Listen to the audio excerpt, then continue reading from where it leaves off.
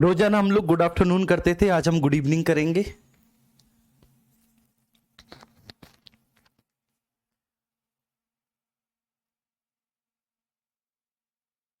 Very good evening all of you. Comment हैं बड़े बड़े, उन कमेंट्स को देख लेते हैं।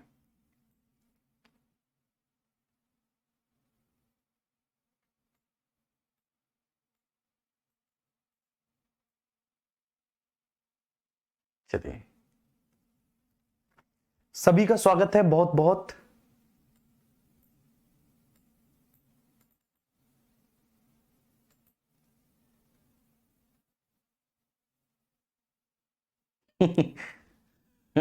चलिए, तो आशा करता हूं कि आप सब लोग बहुत अच्छे होंगे, स्वस्थ और मस्त होंगे, जबरदस्त होंगे। सभी लोगों का बहुत बहुत स्वागत है बच्चों, आप सभी का।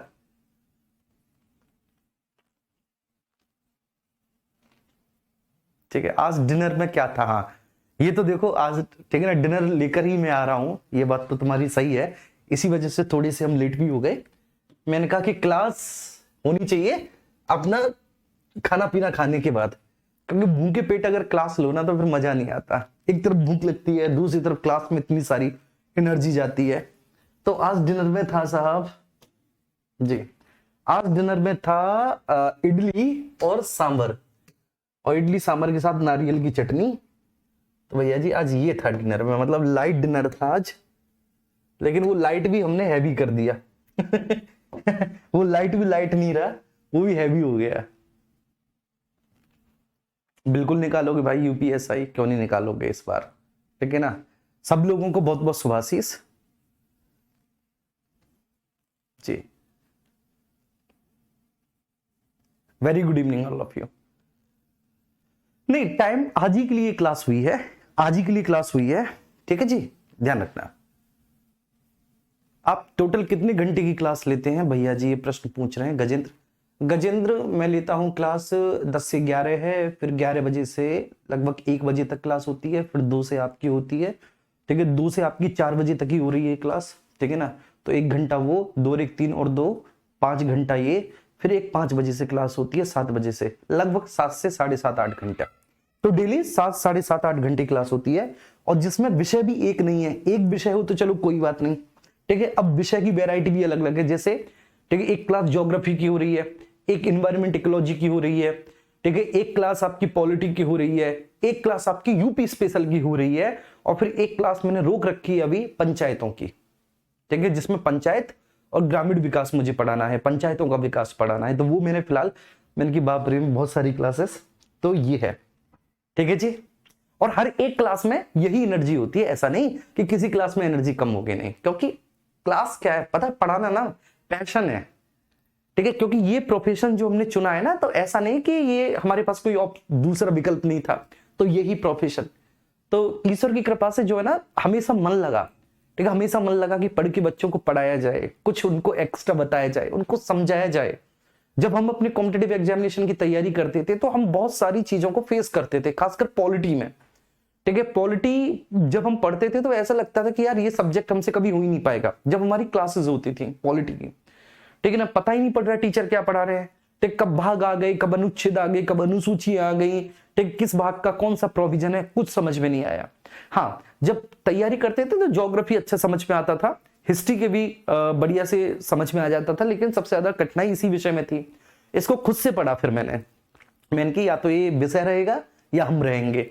तो खूब जबरदस्त मेहनत की विषय में, फिर इस विषय के भी अध्यापक बन गए।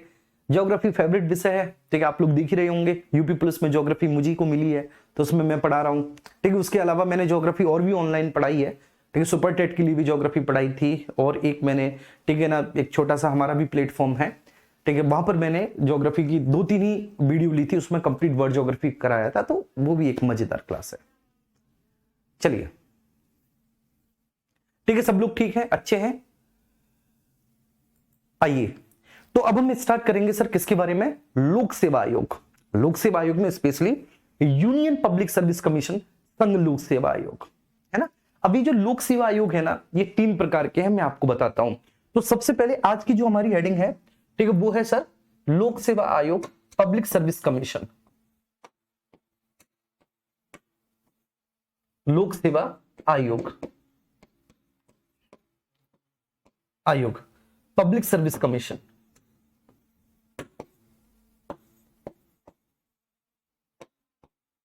पब्लिक सर्विस कमीशन,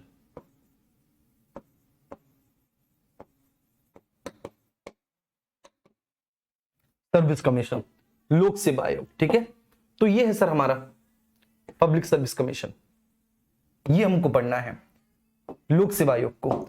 अब यहां पे समझना क्या है आपको, ये देखना। ठीक है बच्चे, ये जो लोक सेवा आयोग है ना, हमारे संविधान में 3 प्रकार के लोक सेवा आयोगों की व्यवस्था की गई है। हमारे संविधान में 3 प्रकार के लोक सेवा आयोगों की व्यवस्था की गई है। वो 3 प्रकार के लोक सेवा आयोग कौन कौन से हैं? देखो, एक तो अपना संघ का ही होता है। ठीक है भैया जी, एक तो संघ का होता है। तो एक लोक सेवा आयोग तो हमारा सब संघ का हो गया, जिसको हम संघ लोक सेवा आयोग कहेंगे। ठीक है, तो मैं लिख देता हूं, एक तो भैया जी संघ का हो गया, संघ लोक सेवा आयोग, संघ लोक सेवा आयोग, union public service commission, union public service commission. तो एक संघ का हो गया सर। ठीक है, यूनियन पब्लिक सर्विस कमीशन हो गया, एक यूनियन पब्लिक सर्विस कमीशन हो गया। दूसरा जो हुआ वह राज्य का हुआ। ठीक है, राज्य लोक सेवा आयोग हुआ सेकंड, जिसको हम स्टेट पब्लिक सर्विस कमीशन कहते हैं। तो दूसरा सर हमारा राज्य का हो गया, स्टेट पब्लिक सर्विस कमीशन, राज्य लोक सेवा आयोग, सेवा आयोग। और कभी कभी, ठीक है ना, संयुक्त लोक सेवा आयोग भी, ठीक है, होते हैं। कभी कभी संयुक्त लोक सेवा आयोगों की भी व्यवस्था की जाती है। तो जो तीसरा है हमारा, वह है सर संयुक्त लोक सेवा आयोग, संयुक्त लोक सेवा आयोग तीसरा। ठीक है, ज्वाइंट पब्लिक सर्विस कमीशन। तो लोक सेवा आयोग 3 प्रकार के हैं। ये जो संयुक्त लोक सेवा आयोग होते हैं, ये आमतौर पर होते नहीं है। ठीक है, ये कभी कभी विशेष परिस्थितियों में बनाए जाते हैं। मतलब 2 या अधिक राज्यों का एक ही अगर लोक सेवा आयोग हो तो हम उसे संयुक्त लोक सेवा आयोग कहेंगे। जी बहुत अच्छे, ठीक है, क्लियर है। तो देखो, ये 2 तो परमानेंट है। ठीक है, प्रत्येक राज्य का अपना एक राज्य लोक सेवा आयोग होगा। ठीक है, जी हाँ, तो प्रत्येक राज्य का अपना एक राज्य लोक सेवा आयोग होगा। कभी कभी राज्य लोक सेवा आयोग ये निवेदन भी कर सकता है संघ लोक सेवा आयोग से कि साहब आप जो है ना, ठीक है, हमारा संचालन संपादन करो, हम खुद इतने सक्षम नहीं है कि हम खुद से कर सकें। तो ऐसी स्थिति में कभी कभी संघ लोक सेवा आयोग भी, ठीक, राज्यों के लोक सेवा आयोग का संचालन संपादन करता है। कभी कभी क्या होता है कि ऐसी व्यवस्था अपनानी पड़ती है कि 2 या अधिक राज्य लोक सेवा आयोग एक ही होते हैं। मतलब 2 या 2 से अधिक राज्यों का एक ही पब्लिक सर्विस कमीशन होता है, तो उसको हम संयुक्त लोक सेवा आयोग कहते हैं। अब ये लोक सेवा आयोग है क्या? ठीक है, तो लोक सेवा आयोग का मतलब ये होता है सर कि इनकी, ठीक है, लोक सेवा आयोगों की जो विशेषता है वो ये है कि ये एक ऐसा आयोग है, ये एक ऐसा कमीशन है जिसके पास रेस्पॉन्सिबिलिटी होती है कि वह लोक सेवकों की, मतलब लोक सेवक का मतलब समझते हो सर? लोक सेवक का मतलब समझते हो? लोक सेवक कहेंगे पब्लिक सर्वेंट, लोक सेवक पब्लिक सर्वेंट। तो जो लोक सेवकों की नियुक्ति करता है, लोक सेवकों की नियुक्ति करता है। अब लोक सेवकों की नियुक्ति करने के लिए अगर उसको परीक्षा वगैरह संपादित करानी हो तो वो उनके लिए परीक्षा इत्यादि भी संपादित कराता है। ठीक है ना, और साथ ही साथ उन सारी प्रोसेस का वह संचालन, संपादन और उनका नियंत्रण करता है। क्लियर है? तो ये जो आयोग है, ये आयोग लोक सेवकों की नियुक्ति करता है। उसके लिए चाहे उसे परीक्षा कंडक्ट करानी हो तो वो एग्जाम कंडक्ट कराता है। उस परीक्षा से संबंधित हर एक पहलू का संचालन, संपादन, नियंत्रण वगैरह ये सब करता है। ठीक है, अब देखो, संविधान में ये व्यवस्था है कि प्रत्येक लोक सेवा आयोग में, चाहे वो संघ का हो चाहे वो राज्य का हो, ठीक है, एक अध्यक्ष होगा और कुछ सदस्य होंगे। ठीक है, सदस्य उतने ही होंगे जो संसद निर्धारित करेगा। तो एक अध्यक्ष होगा और कुछ सदस्य होंगे, एक अध्यक्ष होगा और कुछ सदस्य होंगे। ठीक है ना। अब राज्य लोक सेवा आयोग में कितने सदस्य होंगे, इसका निर्धारण उस राज्य का विधानमंडल करेगा। संघ लोक सेवा आयोग में एक अध्यक्ष सहित कितने सदस्य होंगे, इसका निर्धारण संसद करेगी। ठीक है ना। और संयुक्त लोक सेवा आयोग में कितने सदस्य होंगे, इसका निर्धारण भी संसद करेगी। कौन करेगी बेटा? संसद करेगी। ठीक है, ध्यान रखना। तो भैया जी यहां पर भी मैं लिख दूं कि एक अध्यक्ष होगा और कुछ सदस्य होंगे, एक अध्यक्ष होगा कुछ सदस्य होंगे, है ना। अब यहां पर देखो इंटरेस्टिंग बात क्या है, मैं आपको बताता हूं कि संघ लोक सेवा आयोग के अध्यक्ष और सदस्यों की नियुक्ति राष्ट्रपति करते हैं। अध्यक्ष और सदस्यों की नियुक्ति कौन करते हैं? राष्ट्रपति करते हैं। संघ लोक सेवा आयोग के अध्यक्ष एवं सदस्यों की नियुक्ति, राज्य लोक सेवा आयोग के अध्यक्ष एवं सदस्यों की नियुक्ति राज्यों के राज्यपाल करते हैं। कौन करते हैं? राज्यों के राज्यपाल करते हैं। और संयुक्त लोक सेवा आयोग के अध्यक्ष एवं सदस्यों की जो नियुक्ति करते हैं वह राष्ट्रपति करते हैं। कौन करते हैं? राष्ट्रपति। क्योंकि ये दो या अधिक, ठीक है, मतलब या एक से अधिक, दो या अधिक या एक से अधिक राज्यों का एक संयुक्त लोक सेवा आयोग है, तो वहां पर अध्यक्ष और सदस्यों की नियुक्ति राष्ट्रपति करेंगे। ठीक है सर। अगर राज्य लोक सेवा आयोग है तो उसकी नियुक्ति राज्यपाल करेंगे, संघ लोक सेवा आयोग की भी नियुक्ति कौन करेंगे? राष्ट्रपति करेंगे। तो सर इसका जो जिक्र किया गया है लोक सेवा आयोग का, वो भारतीय संविधान के भाग 14 में किया गया है, आर्टिकल 315 से 323 तक, ठीक है ना, इसके बारे में चर्चा की गई है। तो भारतीय संविधान के भाग 14 में, भारतीय संविधान के भाग 14 में आर्टिकल 315 से 323 तक में इसके बारे में चर्चा की गई है। 315 से 323 तक में इसके बारे में चर्चा की गई है। भारतीय संविधान के भाग 14 में, भाग 14 में आर्टिकल 315 से 323 में लोक सेवा आयोग के बारे में चर्चा की गई है। उम्मीद करता हूं कि ये बात आपको बहुत अच्छे से समझ में आ रही होगी। यहां तक किसी को किसी भी तरह का कोई इश्यू नहीं होगा। क्लियर है? हाँ, सिंपल सी बात है बेटा, सिंपल सी बात है, बिल्कुल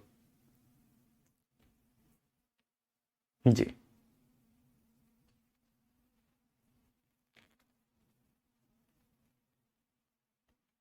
क्लियर है? आइए अब हम इसकी हिस्टोरिकल बैकग्राउंड, अब हम इसकी ऐतिहासिक पृष्ठभूमि समझते हैं।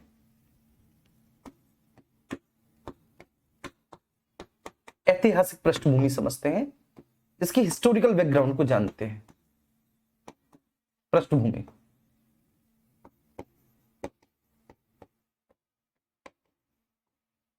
इसकी हिस्टोरिकल बैकग्राउंड,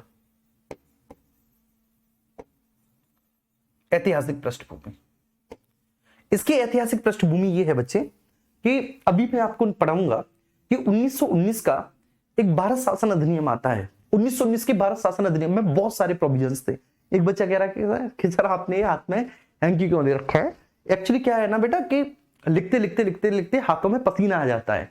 तो जब हाथों में पसीना आ जाता है ना, तो पेन पर जो पकड़ है वो थोड़ी सी, ठीक है ना, डिस्टर्ब हो जाती है। तो उसको ढंग से पकड़ बनाए रखने के लिए हाथों में ही लेना पड़ता है। मेरे हाथ में होता है हमेशा इस तरह का, या फिर मैं कभी कभी बीच बीच में ठीक अपने हाथों को भी कर लेता हूँ, पेन को भी कर लेता हूँ, ताकि बनी रहे पकड़। चलिए ऐतिहासिक पृष्ठभूमि, हिस्टोरिकल बैकग्राउंड समझते हैं। तो हिस्टोरिकल बैकग्राउंड में 1919 के भारत शासन अधिनियम, ठीक है, इस 1919 के भारत शासन अधिनियम को हम लोग मॉन्टेग्यू चेम्सफोर्ड अधिनियम भी कहते हैं।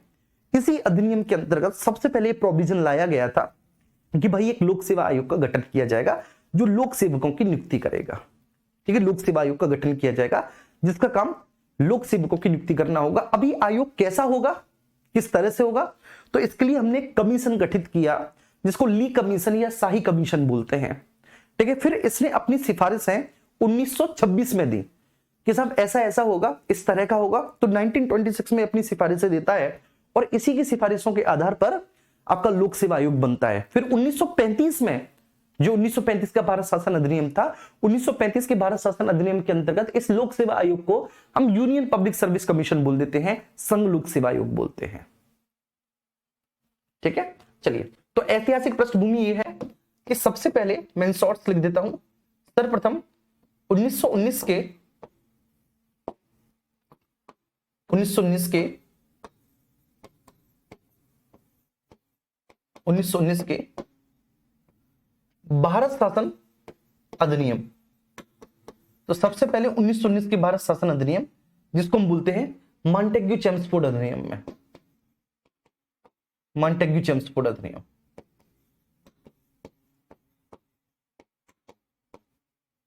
चेम्सफोर्ड अधिनियम,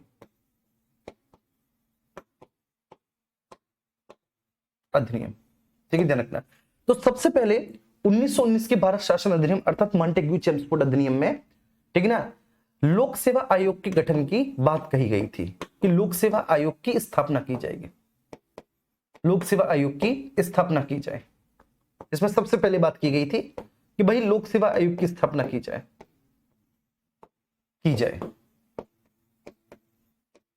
ठीक है। क्यों की जाए भाई लोक सेवा आयोग की स्थापना?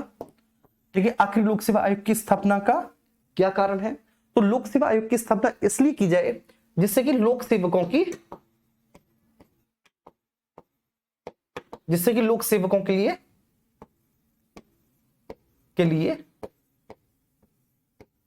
ठीक है परीक्षा का संचालन व संपादन हो सके, परीक्षा का संचालन व संपादन हो सके,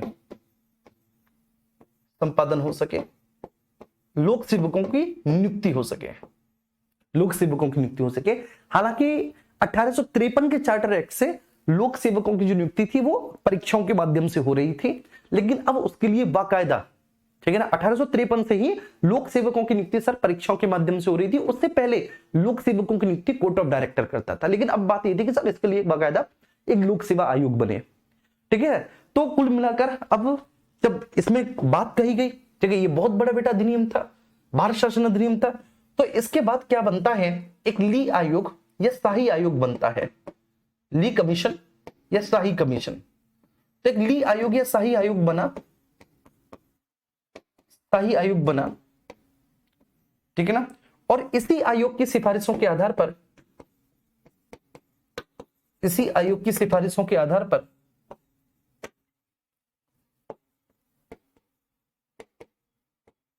आधार पर 1926 में 26 में ठीक है एक लोक सेवा आयोग का गठन किया गया, एक लोक सेवा आयोग का गठन किया गया, आयोग का गठन किया गया, ठीक है भैया, एक लोक सेवा आयोग का गठन किया गया। बहुत अच्छे से समझ में आ गया, बहुत बढ़िया से समझ में आ गया। चलिए ये बात समझ में आ गई। अब इसके बाद क्या होता है साहेब, ठीक है, तो ली आयोग या शाही आयोग ने अपनी सिफारिश दे दी, लोक सेवा आयोग बन चुका है। अब इसके बाद एंट्री होती है 1935 के भारत शासन अधिनियम की, ठीक है। तो अब 1935 का भारत शासन अधिनियम आता है, भारत शासन अधिनियम। अब ये जो 1935 का भारत शासन अधिनियम है, ये बोलता है कि भाई इस लोक सेवा आयोग को हम संघ लोक सेवा आयोग बना देते हैं, और इस तरह से आपका यूनियन पब्लिक सर्विस कमीशन संघ लोक सेवा आयोग बनता है। तो इस तरह से संघ लोक सेवा आयोग बनता है, यूनियन पब्लिक सर्विस कमीशन बनता है, ठीक है। तो ये है इसकी हिस्टोरिकल बैकग्राउंड, किस तरह से यूनियन पब्लिक सर्विस कमीशन बना।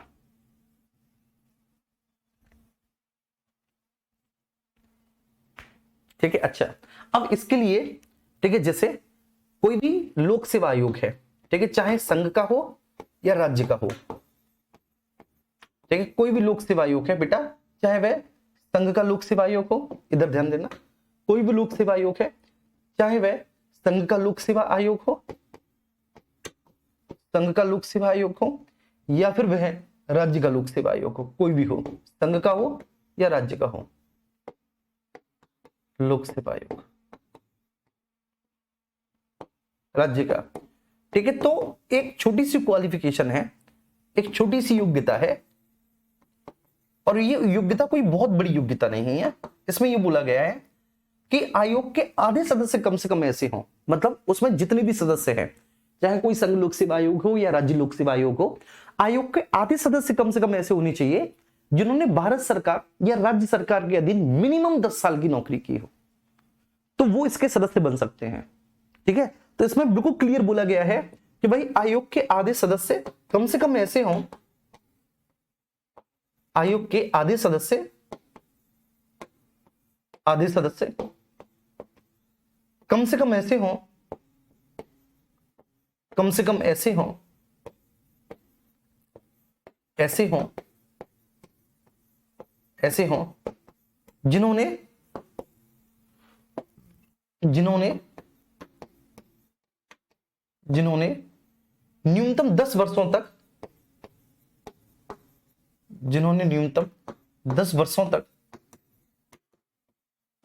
10 वर्षों तक संघ ऑब्लिक राज्य सरकार के अधीन नौकरी की हो, संघ ऑब्लिक राज्य सरकार के अधीन नौकरी की हो, राज्य सरकार के अधीन नौकरी की हो, नौकरी की हो, नौकरी की हो,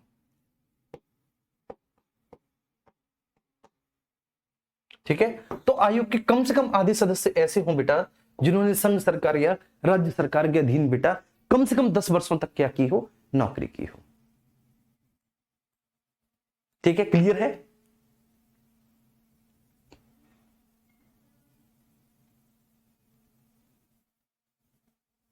बहुत अच्छे।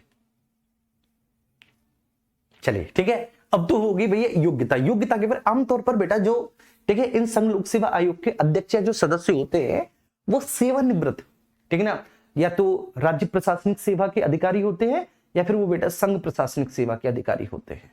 ठीक है, या तो वह मतलब भारतीय प्रशासनिक सेवा के अधिकारी होते हैं या राज्य प्रशासनिक सेवा के अधिकारी होते हैं। इनफैक्ट मैं बोलूं या तो वो इंडियन एडमिनिस्ट्रेटिव सर्विसेज के ठीक है ना सेवानिवृत्त अधिकारी होते हैं या फिर वो जो प्रोविंशियल सिविल सर्विसेज होती हैं पीसीएस उनके अधिकारी होते हैं आमतौर पर, क्योंकि ये आईएएस पीसीएस ही होते हैं तो 10 साल क्या इससे ज्यादा इन्होंने संघ या राज्य सरकार के दिन नौकरी कर रखी होती है। यही रिटायरमेंट के बाद इनमें से ही कुछ सदस्य अध्यक्ष और सदस्य नियुक्त हो जाते हैं, ठीक है ना, कुछ मेंबर्स।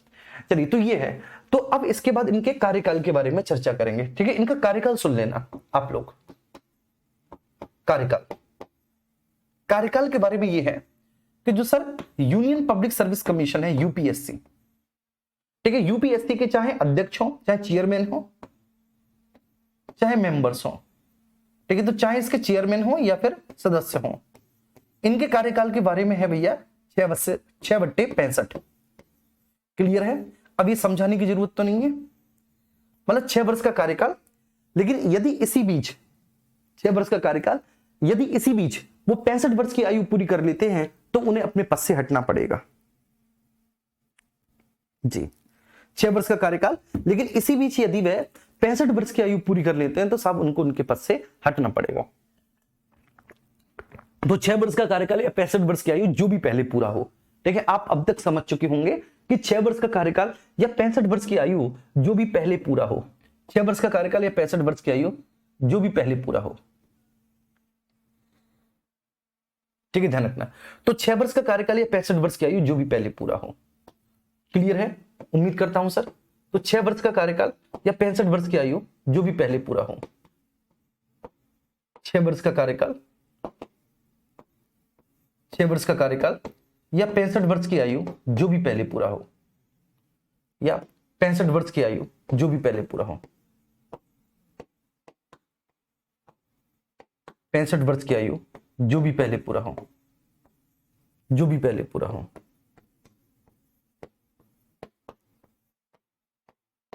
जो भी पहले पूरा हो। ठीक है जी, ध्यान रखना। तो यूपीएससी अध्यक्ष एवं सदस्य की बेटा ये है 6/65। अब जो स्टेट पब्लिक सर्विस कमीशन है एसपीएससी, जो स्टेट के पब्लिक सर्विस कमीशन होंगे उनके चाहे अध्यक्ष हो चाहे सदस्य हो बच्चे, उनका है 6/62। 6 वर्ष का कार्यकाल या 62 वर्ष की आयु जो भी पहले पूरा हो, 6/62, ये ध्यान रखना। तो जो स्टेट पब्लिक सर्विस कमीशन है बेटा उसके हैं 6/62। तो 6 वर्ष के कार्यकाल या 62 वर्ष की आयु जो भी पहले पूरा हो, जो भी पहले पूरा हो। ठीक है जी, ये तो हो गया कार्यकाल। तो कार्यकाल तो ये हो गया बच्चे। अब कार्यकाल के बाद ठीक है इनके पद की मुक्ति कैसे होगी? अगर ठीक है ना इन्हें इनके पद से हटाना है, रिमूवल, तो रिमूवल कैसे हो सकता है इनका? ठीक, किस प्रकार की रीति से, किस प्रकार की पद्धति से इनको इनके पद से इनके कार्यकाल खत्म होने से पहले ही हटाया जा सकता है ना जी। तो इनको इनके पद से इनका कार्यकाल खत्म होने से पहले ही हम किस प्रकार की रीति से हटा सकते हैं? तो बेटा पद मुक्ति का मतलब अगर आपको रिमूवल करना है इनका, तो रिमूवल का जो आधार होगा वो होगा साबित कदाचार एवं असमर्थता। साबित कदाचार एवं असमर्थता, असमर्थता, प्रूव्ड मिसबिहेवियर एवं डिसेबिलिटीज। ठीक है जी, तो इनके ऊपर एक आरोप लगाना होगा। ठीक है, अगर कोई भी अध्यक्ष अथवा सदस्य ठीक है उसके ऊपर या तो कोई कदाचार का मामला है या फिर डिसेबिलिटी का, तो साबित कदाचार एवं असमर्थता के आधार पर उन्हें उनके पद से हटाया जा सकता है। सीधा सा मतलब यह है कि सब साबित कदाचार एवं असमर्थता के आधार पर ही उनको उनके पद से हटाया जा सकता है, साबित कदाचार और असमर्थता के आधार पर। चलिए ठीक है साहब, ये बिल्कुल सिंपल है कि साबित कदाचार असमर्थता के आधार पर ही उन्हें उनके पद से हटाया जा सकता है। लेकिन तो क्या लोकसभा में ये प्रस्ताव लाया जाएगा, राज्यसभा में? कुछ भी नहीं। ठीक है बेटा, अगर उनके ऊपर कोई कदाचार या असमर्थता का मामला है तो इसके लिए सुप्रीम कोर्ट जांच करेगा, सुप्रीम कोर्ट जांच करेगा। जांच करेगा और सुप्रीम कोर्ट की जांच के बाद ही राष्ट्रपति उनको उनके पद से हटा सकेगा, राष्ट्रपति हटा सकेगा। ठीक है, और सुप्रीम कोर्ट का निर्णय बाध्यकारी है। अगर सुप्रीम कोर्ट ने बोल दिया कि हाँ इनके ऊपर ये आरोप सिद्ध हो जाता है, अगर सुप्रीम कोर्ट ने बोल दिया कि हाँ इनके ऊपर ये आरोप सिद्ध होता है, तो सुप्रीम कोर्ट को हटाना, मतलब तो राष्ट्रपति को हटाना पड़ेगा। अगर सुप्रीम कोर्ट ने बोल दिया कि हाँ साहब इनके ऊपर ये आरोप सिद्ध हो जाता है, सुप्रीम कोर्ट जांच करेगा और सुप्रीम कोर्ट की जांच के बाद राष्ट्रपति इनको इनके पद से हटा देगा। ठीक है, और राष्ट्रपति सुप्रीम कोर्ट का निर्णय मानने के लिए बाउंडेड है। ठीक है, ध्यान रखना, राष्ट्रपति सुप्रीम कोर्ट का निर्णय मानने के लिए बाउंडेड है। ऐसा नहीं कि सुप्रीम कोर्ट ने जांच में उसे आरोपी पाया और राष्ट्रपति कहते कि मैं नहीं हटा रहा, ऐसा नहीं हो सकता कि सुप्रीम कोर्ट ने तो अपनी जांच में उसको आरोपी पाया और राष्ट्रपति कहते साहब मैं नहीं हटा रहा। नहीं, तो राष्ट्रपति सुप्रीम कोर्ट का निर्णय मानने के लिए बाध्य है, मानने के लिए बाध्य है, मानने के लिए बाध्य है।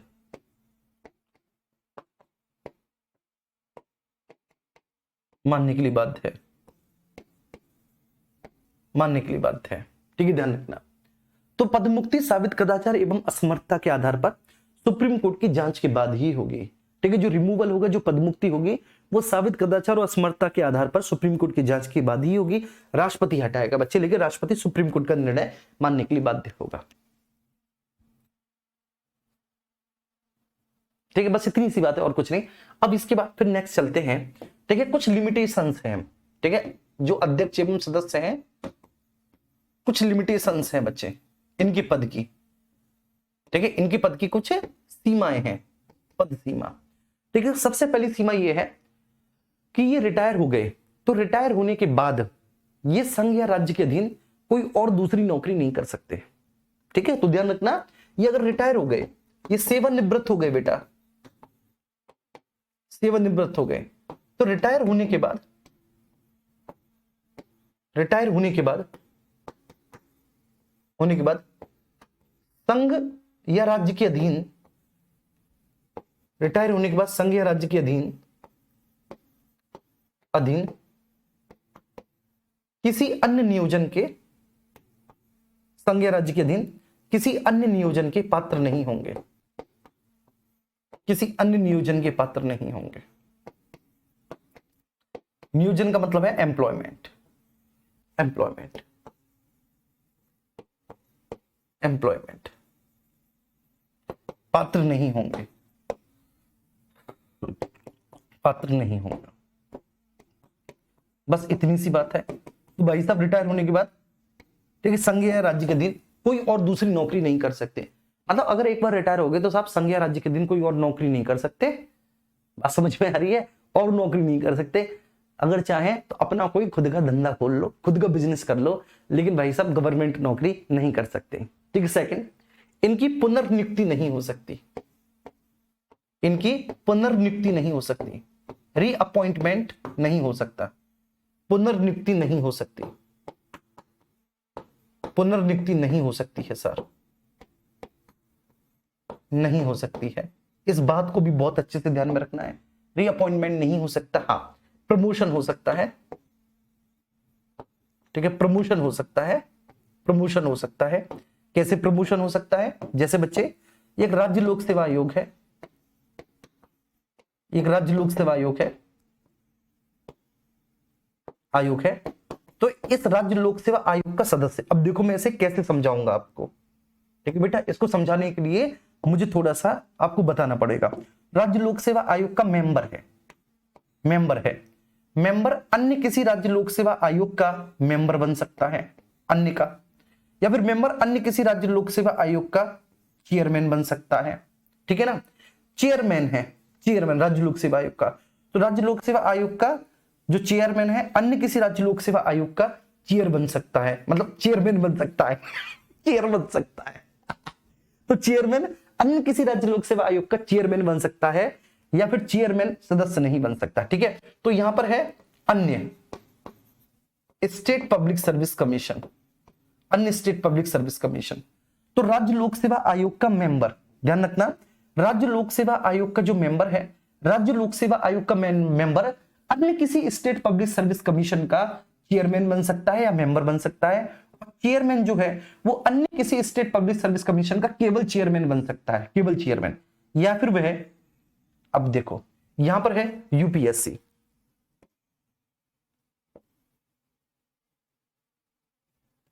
ठीक है, ये है यूपीएससी मतलब यूनियन पब्लिक सर्विस कमीशन। तो वह यूपीएससी का क्या बन सकता है बेटा, मेंबर भी बन सकता है यूपीएससी का, और वह यूपीएससी का और क्या बन सकता है, यूपीएससी का चेयरपर्सन भी बन सकता है, चेयरमैन भी बन सकता है। तो ये प्रमोशन ही हुआ। तो वो यूपीएससी का मेंबर भी बन सकता है, वो यूपीएससी का चेयरमैन भी बन सकता है। राज्य लोक सेवा आयोग का मेंबर यूपीएससी का भी मेंबर बन सकता है, और वह चाहे तो बेटा अगर मतलब उसकी अपॉइंटमेंट होता है तो भी यूपीएससी का चेयरमैन भी बन सकता है। लेकिन यूपीएससी का चेयरमैन या यूपीएससी का मेंबर किसी भी राज्य लोक सेवा आयोग का मेंबर या चेयरमैन नहीं बन सकता, क्योंकि डिमोशन हो जाएगा, फिर ये प्रमोशन नहीं हुआ। तो प्रमोशन हो सकता है केवल, किसी भी स्थिति में बेटा डिमोशन नहीं हो सकता। मैं एक बार फिर से समझा रहा हूं, ठीक है, मुझे पता है कि तुम्हारी दिमाग की क्षमताएं खत्म हो गई होंगी। ठीक है, देखो ये है मेंबर, मैं एक बार फिर से हटा रहा हूं, इन सबको मिटा रहा हूं, थोड़ा सा मोटा करता हूं। अब देखो सब लोग यहां पे समझना, राज्य लोक सेवा आयोग का कोई मेंबर है, कोई राज्य लोक सेवा आयोग का मेंबर है, तो वह राज्य लोक सेवा आयोग का मेंबर किसी अन्य राज्य लोक सेवा आयोग का मेंबर है, जैसे उत्तर प्रदेश राज्य लोक सेवा आयोग का मेंबर है, तो वह दूसरे किसी राज्य लोक सेवा आयोग का चेयरमैन बन सकता है, या फिर वह किसी दूसरे राज्य लोक सेवा आयोग का मेंबर भी बन सकता है। ठीक है, उसको मेंबर के तौर पर भी अपॉइंट किया जा सकता है। ठीक है, तो ये क्या है, पुनर्नियुक्ति नहीं है बेटा, ये रीअपॉइंटमेंट नहीं है। पुनर्नियुक्ति का मतलब है कि भैया जी, ठीक है, जैसे 6 साल का कार्यकाल पूरा हो गया लेकिन 62 वर्ष की आयु नहीं हुई, तो दोबारा से उसको अपॉइंट कर दो, या 6 साल का कार्यकाल पूरा हो गया 65 वर्ष की आयु नहीं हुई, तो दोबारा से उसको अपॉइंट कर दो, ये होती है पुनर्नियुक्ति। ये पुनर्नियुक्ति नहीं है, ये प्रमोशन है। बात समझ में आ रही है? रीअपॉइंटमेंट नहीं हो सकता।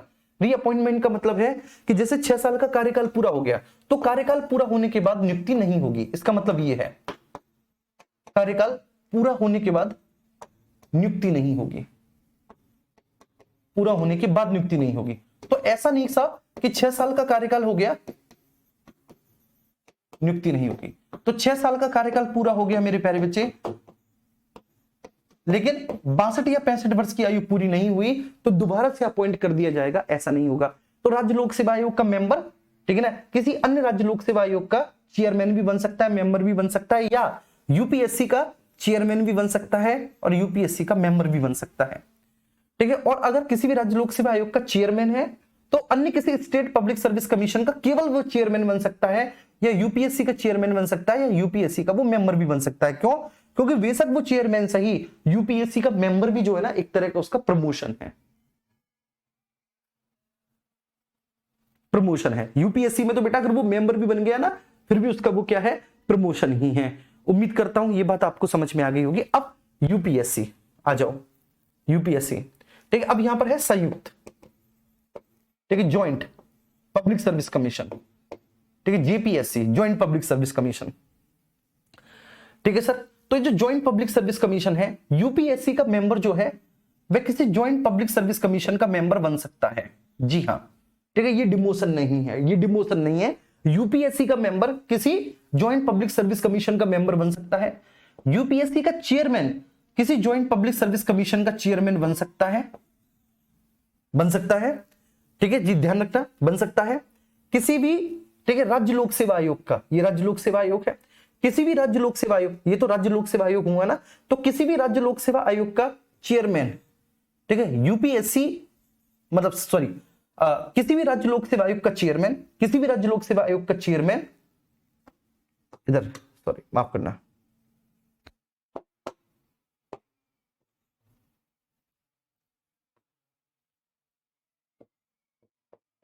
ठीक है, ऐसे लिखूं, यहां से जाओ, यह किसी भी राज्य लोक सेवा आयोग का चेयरमैन बेटा संयुक्त लोक सेवा आयोग का चेयरमैन बन सकता है, चेयरमैन बन सकता है। किसी भी राज्य लोक सेवा आयोग का मेंबर, किसी भी राज्य लोक सेवा आयोग का मेंबर संयुक्त लोक सेवा आयोग का मेंबर बन सकता है, मेंबर बन सकता है, बस इतनी सी बात है। तो ये बेटा प्रमोशन है, ये प्रमोशन है। जैसे मैंने बताया कि राज्य लोक सेवा आयोग का मेंबर जो है अन्य किसी लोक सेवा आयोग का चेयरमैन भी बन सकता है, मेंबर भी बन सकता है और चेयरमैन बन सकता है। केवल चेयरमैन ही बन सकता है, अन्य का। लेकिन अगर कोई स्टेट पब्लिक सर्विस कमीशन है तो बेटा स्टेट पब्लिक सर्विस कमीशन का जो मेंबर है, स्टेट पब्लिक सर्विस कमीशन का मेंबर यूपीएससी का मेंबर भी बन सकता है, चेयरमैन भी बन सकता है, और in fact state public service commission का चेयरमैन भी यूपीएससी का मेंबर बन सकता है। वो भी प्रमोशन है क्योंकि वो यूपीएससी में गया है, संघ में गया है। ठीक है सर, किसी भी स्टेट पब्लिक सर्विस कमीशन का, किसी भी स्टेट पब्लिक सर्विस कमीशन का member joint public service commission का मेंबर चेयरमैन बन सकता है, या किसी भी स्टेट पब्लिक सर्विस कमीशन का chairman joint public service commission का चेयरमैन और मेंबर बन सकता है, मेंबर भी बन सकता है, चेयरमैन मेंबर भी बन सकता है, क्योंकि वो भी प्रमोशन है, क्योंकि वो ज्वाइंट पब्लिक सर्विस कमीशन है, एक या एक से अधिक राज्यों का है। यूपीएससी का भी चेयरमैन वहां का चेयरमैन बन सकता है, लेकिन यूपीएससी का चेयरमैन वहां का मेंबर नहीं बनेगा। ठीक है ना, और यूपीएससी का मेंबर बन सकता है ज्वाइंट पब्लिक सर्विस कमीशन का। ठीक है, यूपीएससी का मेंबर चेयरमैन भी बन सकता है, यूपीएससी का मेंबर बेटा वहां का चेयरमैन भी बन सकता है ज्वाइंट पब्लिक सर्विस कमीशन का। ठीक है, तो एक तरह से क्या हो सकता है, केवल प्रमोशन हो सकता है और कुछ नहीं। मैं इसको मिटा देता हूं। मैंने इसको क्यों मिटाया, क्योंकि मैंने समझा दिया। तो इनका प्रमोशन हो सकता है, और प्रमोशन का मतलब क्या है सर, प्रमोशन का सीधा सा मतलब है, अगर मैंने बोला प्रमोशन तो प्रमोशन का मतलब है सेम डिपार्टमेंट, मतलब लोक सेवा आयोग में ही, किसी अन्यत्र नहीं। डिपार्टमेंट मतलब केवल व केवल ओनली पब्लिक सर्विस कमीशन में, केवल व केवल किसमें सर, पब्लिक सर्विस कमीशन में, पब्लिक सर्विस कमीशन में, केवल व केवल भैया जी किसमें, पब्लिक सर्विस कमीशन में, पब्लिक सर्विस कमीशन में, सेम डिपार्टमेंट में, सेम डिपार्टमेंट पे। ठीक है, तो सेम डिपार्टमेंट में, ठीक है, पब्लिक सर्विस कमीशन में बच्चे उसका प्रमोशन हो सकता है। तो प्रमोशन कैसे हो सकता है, प्रमोशन का पूरा मैंने आपको बताया। ठीक है, इनफैक्ट मैं बोलूं ऐसे हो सकता है कि भाई राज्य लोक सेवा आयोग के, मैं लिख देता हूं यहां पर, राज्य लोक सेवा आयोग, ठीक है ना, स्टेट पब्लिक सर्विस कमीशन, ऐसे लिख देता हूं, स्टेट पब्लिक सर्विस कमीशन के सदस्य, ठीक है, और अध्यक्ष यूपीएससी के सदस्य और अध्यक्ष बन सकते हैं, लेकिन यूपीएससी के स्टेट पब्लिक सर्विस कमीशन के नहीं बन सकते। अगर यूपीएससी के मेंबर, ठीक है जी ध्यान रखना, अगर यूपीएससी के मेंबर या यूपीएससी का चेयरमैन, ठीक है, बन सकता है वो किसी में, तो ज्वाइंट पब्लिक सर्विस कमीशन में बन सकता है, ज्वाइंट पब्लिक सर्विस कमीशन में जा सकता है, यूपीएससी वाला ज्वाइंट पब्लिक सर्विस कमीशन में जा सकता है। यूपीएससी का सदस्य ज्वाइंट पब्लिक कमीशन में मेंबर भी बन सकता है, चेयरमैन भी बन सकता है। यूपीएससी का चेयरमैन, ठीक है, ज्वाइंट पब्लिक सर्विस कमीशन में केवल चेयरमैन बनेगा, केवल क्या बनेगा, चेयरमैन बनेगा। मैंने इस तरह से आपको समझा दिया यार, इस बात पे तो सब लोग थम्स अप दे ही दो।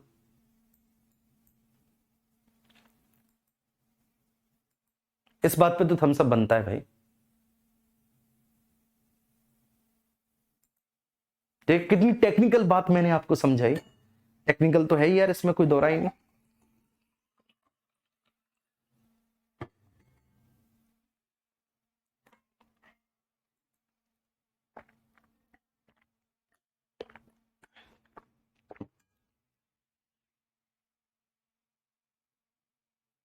ठीक है, ये क्लियर हो गया होगा।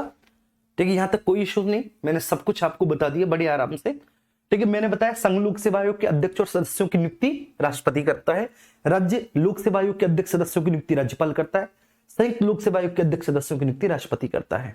ठीक है ना, चलिए, ठीक है, इनकी संख्या का निर्धारण संसद करेगी, इनकी संख्या का निर्धारण कि कितने सदस्य होंगे संसद करेगी। राज्य लोक सेवा आयोग की संख्या का निर्धारण स्टेट लेजिस्लेचर करेगा, स्टेट लेजिस्लेचर करेगा, स्टेट लेजिस्लेचर करेगा। ठीक है भाई, लेजिस्लेचर करेगा। और संयुक्त लोक सेवा आयोग के अध्यक्ष और सदस्यों की संख्या का निर्धारण संसद करेगी, संसद करेगी, संसद करेगी।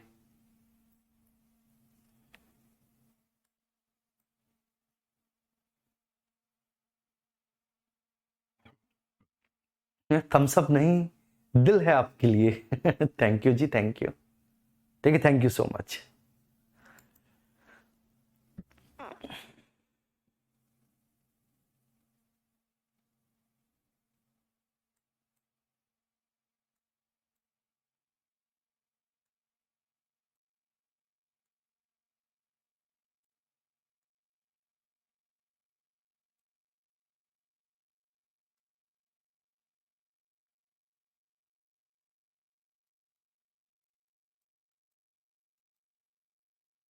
ठीक है, आइए इसके बाद, ठीक है ना, ये मैंने आपको बता दिया, इसकी ऐतिहासिक पृष्ठभूमि बता दी मैंने, क्या है क्या नहीं। ठीक, क्वालिफिकेशंस में बस छोटी सी क्वालिफिकेशंस है कि किसी भी आयोग के आधे सदस्य ऐसे हों जिन्होंने कम से कम, ठीक है, 10 वर्षों तक केंद्र या राज्य सरकार के अधीन नौकरी की हो, आधे सदस्य। कार्यकाल मैंने बता दिया, ठीक है सर, कार्यकाल मैंने बता दिया। अच्छा, त्याग पत्र, ठीक है, जो बेटा ठीक है, त्याग पत्र जो सदस्य हैं वो अध्यक्ष को देंगे, अध्यक्ष राष्ट्रपति को देगा। यूपीएससी में सदस्य अध्यक्ष को, अध्यक्ष राष्ट्रपति को। स्टेट पब्लिक सर्विस कमीशन में सदस्य अध्यक्ष को देंगे, अध्यक्ष राज्यपाल को देगा। ठीक है, और ज्वाइंट पब्लिक सर्विस कमीशन में सदस्य अध्यक्ष को देंगे और अध्यक्ष राष्ट्रपति को देगा। ठीक है, ऐसे है बेटा। अगर मैं इनके त्यागपत्र के बारे में चर्चा करूं तो त्यागपत्र का ये है सीन। अब हम बात करते हैं राज्य वित्त आयोग, स्टेट फाइनेंस कमीशन। राज्य नहीं यार, सॉरी, राज्य तो पढ़ लिया। ठीक, केवल वित्त आयोग, वित्त आयोग, फाइनेंस कमीशन। वित्त आयोग के बारे में बात करते हैं बेटा, फाइनेंस कमीशन को समझते हैं। क्या है फाइनेंस कमीशन? हर एक चीज फाइनेंस कमीशन से हम लोग जानते हैं। फाइनेंस कमीशन, वित्त आयोग। ठीक है, प्लीज सब लोग यहां पर फोकस करें। ये जो वित्त आयोग है, वित्त आयोग के बारे में भारतीय संविधान के आर्टिकल 280 में जिक्र किया गया है कि प्रत्येक 5 वर्षों पर राष्ट्रपति के द्वारा एक वित्त आयोग का गठन किया जाएगा। ऐसा बोला गया है कि प्रत्येक 5 वर्षों पर राष्ट्रपति द्वारा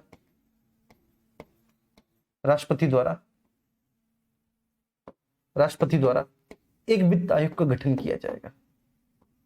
एक वित्त आयोग का गठन किया जाएगा। आयोग का गठन किया जाएगा।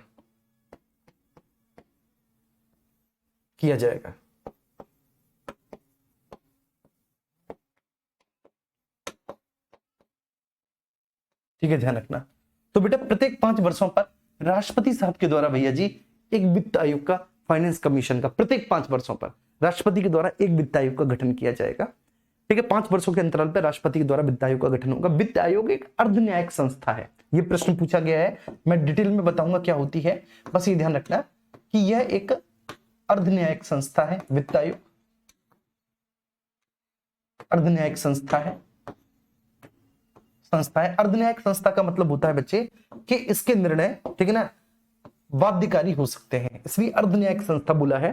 ठीक है ना, यह एक, ठीक है, ऐसी परामर्शदात्री संस्था होगी जिसके कुछ निर्णय बाध्यकारी होंगे, इसलिए अर्ध न्यायिक संस्था है। ठीक है, बहुत अच्छे। इसका काम क्या होता है? ठीक, वित्त आयोग का काम ये होता है बच्चे, ठीक है, इधर ध्यान देंगे कि एक तरफ है आपका केंद्र और दूसरी तरफ है राज्य। तो एक तरफ है सर केंद्र, दूसरी तरफ है राज्य। ठीक है, तो ये जो वित्त आयोग है ये क्या करेगा, मेरी बात समझ रहा? तो एक तरफ केंद्र है, दूसरी तरफ राज्य है। वित्त आयोग सर क्या करता है? ठीक है, इसको मैं आपको समझाता हूं कि वित्त आयोग का क्या है मतलब, क्या करता है वित्त आयोग। तो वित्त आयोग जो है सर वो केंद्र और राज्यों के बीच में, प्लीज यहां पर देखना, वित्त आयोग केंद्र और राज्यों के बीच में, ठीक है ना, एक तरह से मैं ये बोल सकता हूं कि राजस्व से संबंधित जो भी वाद विवाद होते हैं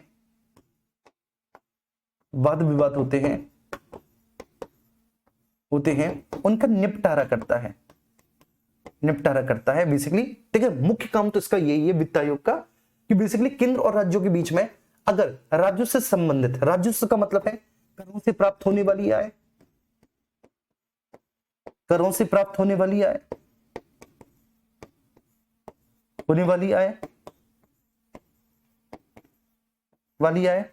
ठीक है जी, गैर कर आय,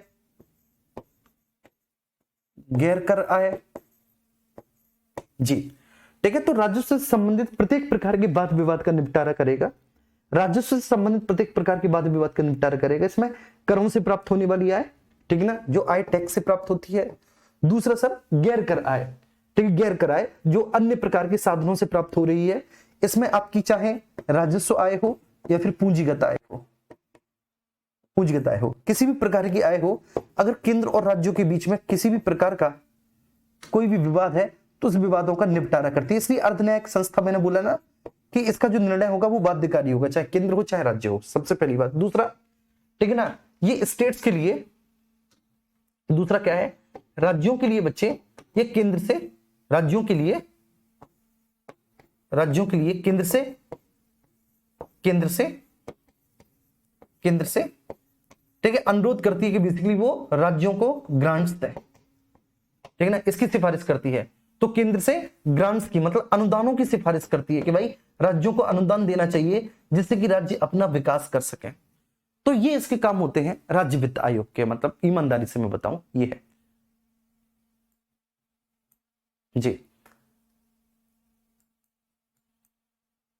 जी हाँ, बिल्कुल सही बेटा। देखो ये जो है ना राज्य वित्त आयोग, ये अध्यक्ष सहित एक 5 सदस्यीय संस्था होती है। ठीक है, आप लिखेंगे कि इसकी नियुक्ति राष्ट्रपति के द्वारा होगी, प्रत्येक 5 वर्ष के बाद राष्ट्रपति नियुक्त करेगा। ये एक 5 सदस्य आयोग होगा अध्यक्ष सहित, मतलब एक अध्यक्ष और 4 सदस्य। तो अध्यक्ष सहित ये एक 5 सदस्यीय आयोग है वित्त आयोग। मैं लिख देता हूं, अध्यक्ष सहित 5 सदस्यीय आयोग है, अध्यक्ष सहित 5 सदस्यीय आयोग है, 5 सदस्यीय आयोग है।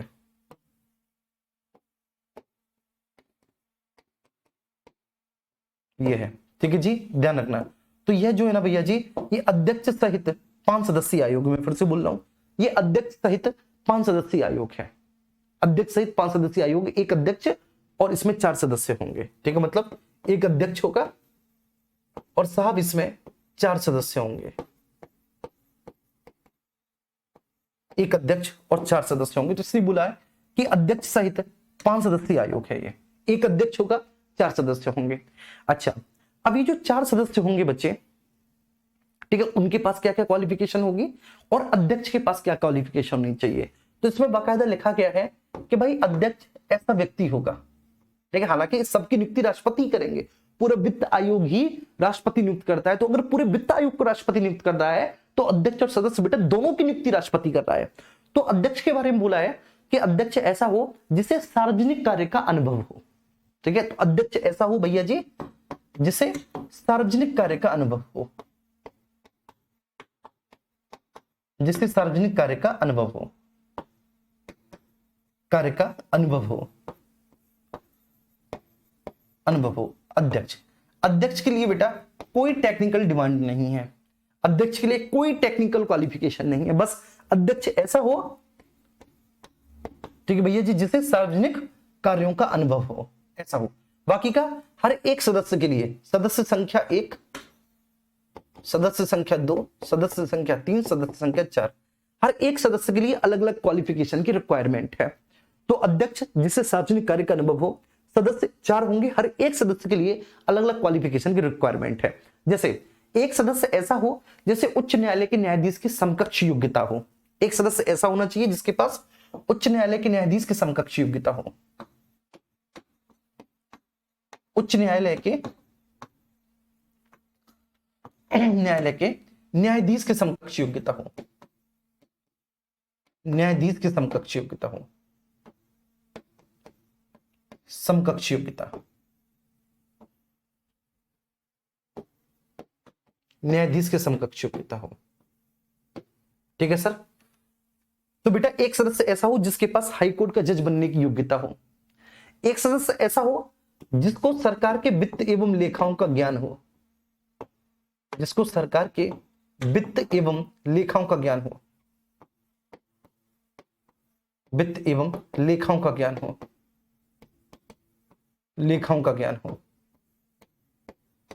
एक सदस्य ऐसा होना चाहिए।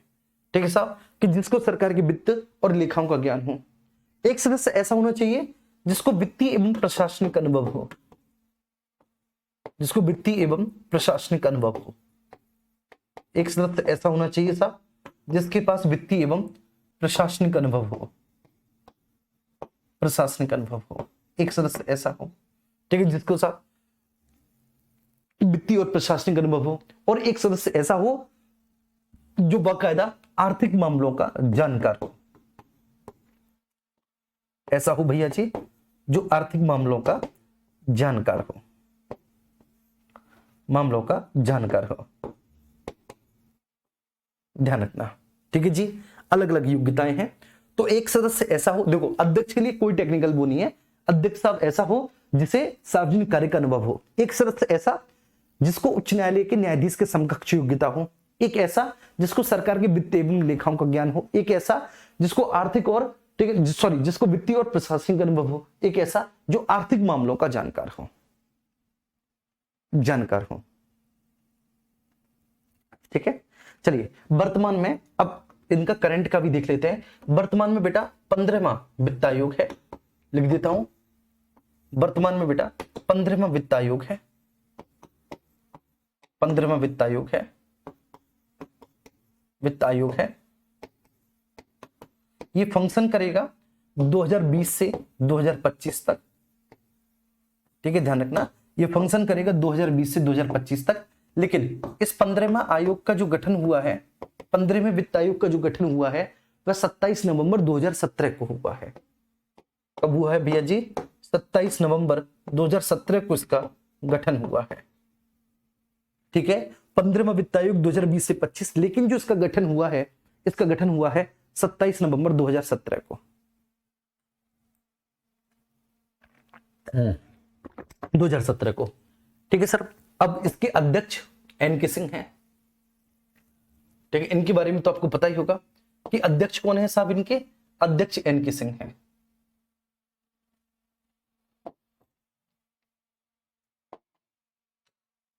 ठीक है। अध्यक्ष एन.के. सिंह हैं, एन.के. सिंह हैं।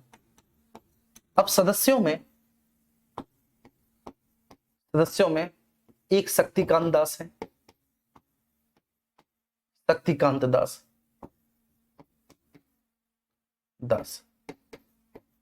ठीक है। देखो एक सदस्य क्यों होंगे हाईकोर्ट का जज बनने के लिए, क्योंकि इसके कुछ निर्णय बाध्यकारी होते हैं ना, इस वजह से, ठीक है। शक्तिकांत दास है। एक सदस्य अनूप सिंह है, एक अशोक लाहिड़ी है, एक रमेश चंद है।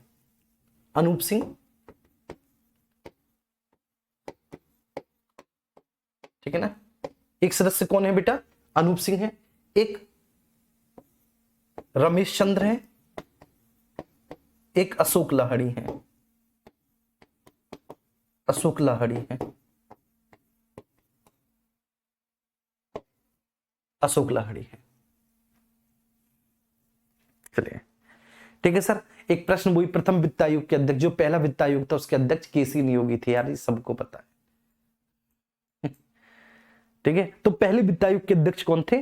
प्रथम वित्त आयोग के अध्यक्ष केसी नियोगी थे। क्लियर है? अब इसी बात पे थम्स अप कर लो, आपका वित्त आयोग भी कंप्लीट हुआ भैया।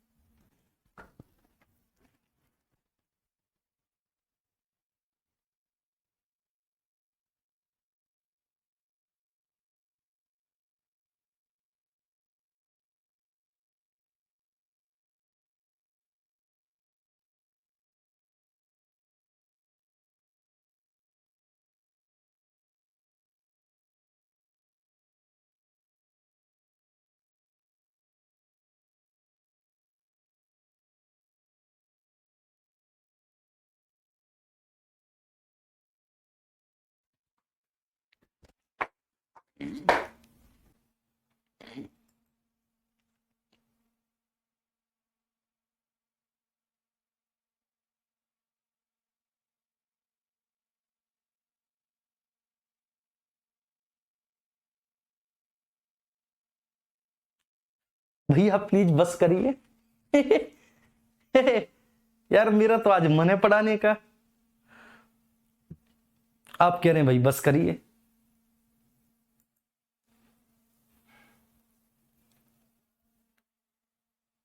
चलो सर जी अब छोड़ दो, दिमाग हैंग कर रहा है।